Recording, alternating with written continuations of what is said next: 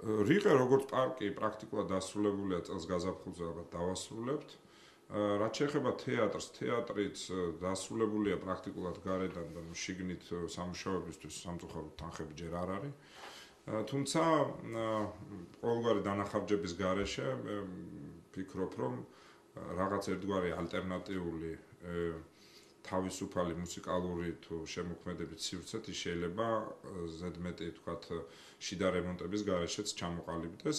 აი როგორც კი დასრულდება ეს გარე სამუშაოები, სავარაუდოდ ის ასეთ სახეს მიიღებს. რაც შეეხება რატომ არის დაინტერესება ასეთი მაღალი ცენტრალური მთავრობის, მე ტელევიზორში ჩანდა რიყე და ქალაქის ცენტრალური ტერიტორია ბუნებრივია. თორე პრინციპში სამსახური არ არის მერიაში, სადაც რომელიმე მაკონტროლებელი თუ გამომძიებელი უწყების შიკრიკები არ ისხდნენ და არ ქექავდნენ. ამიტომ ხან ასე რიყეს ცალკე არ გამოვყოფთ. რაც შეეხება რიყეს და ზოგადად ბევრ ასეთ ადგილს მე ძალიან მარტივი შეკითხვა მაქვს. რა იყო მანამდე, გინდა იურიდიულად და გინდა ვიზუალურად და რა არის ახლა?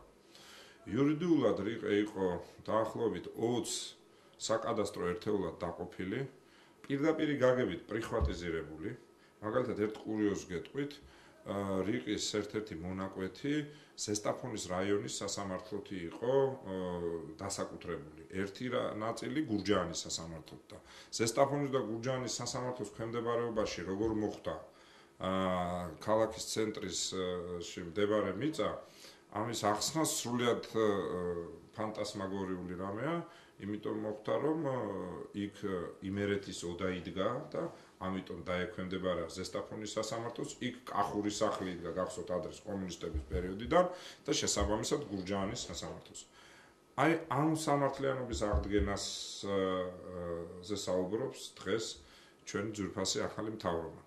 და შედეგი არის ის, რომ მაშინ იყო ის დახუხულებული, რაღაც უგემოვნო, გაუბედურებული ადგილი, დღეს ის არის თბილისელების ერთ-ერთი ყველაზე საყვარელი ადგილი და რაც თავარია თუ საკუთრებაზე და იურიდიულ ნაწილზე ვსაუბრობთ, მაშინ იყო პრიხვატიზირებული, ეხლა არის სახელმწიფო საკუთრება. სახელმწიფო საკუთრება, არა რომელიმე კერძო პირის, რომელიმე მაღალჩინოსანი საკუთრება, არამედ სახელმწიფო საკუთრება. და ამითი ყველა წერტილი არის დასმული.